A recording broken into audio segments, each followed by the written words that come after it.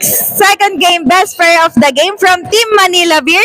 We have here Kevin Paraiso. Kevin Paraiso achieved 12 points, 4 rebounds, 5 assists, and 1 block. So ano po ang naging preparasyon niyo para po manalo kayo this week since malapit na po matapos yung elimination round? Unang-una, nag-prepare kami para lang sa rotation namin, syempre. At saka yung pasok ng tao talaga, importante. Kasi lahat naman kaya mag-shoot. Tsaka sa depensa.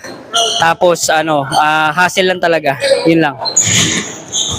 Second question po, paano po naging consistent yung game nyo kada laro and kahit natatalo po kayo is kayo pa din po ang nagiging best performer? Basta sipag lang kasi lang, tsaka iba yung paggaling ka siguro sa talo, parang gusto mo talaga manalo tsaka hindi mo isipin yung pagod kasi napapahinga yan pagkatapos ng game pwede ka mapahinga like ko sinasabi, lalo pagka ilang minuto na lang kailangan nating mag-hustle talaga, kailangan nating i-sacrifice yung pagod, tsaka pinaghahandaan naman lahat to para di masayang yung effort ng bawat isa.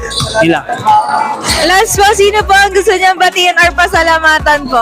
Unang-una, pinasasalamatan ko yung Diyos, yung Ama natin sa langit, at saka yung pamilya ko, yung asawa ko, yung mga anak ko, si Carlin lalo-lalo, prinsesa ko, yung daddy ko, si Sari, tsaka si Daddy Rap, tsaka si Ichel, syempre, photographer natin, tsaka si Kuya Job, syempre.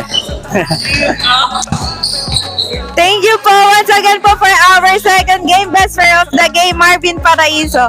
Ay, Kevin pala! Sorry po, Kevin. Daddy ko po yun. Tayo mag-enjoy, mga kaibigan sa paligid, walang ibang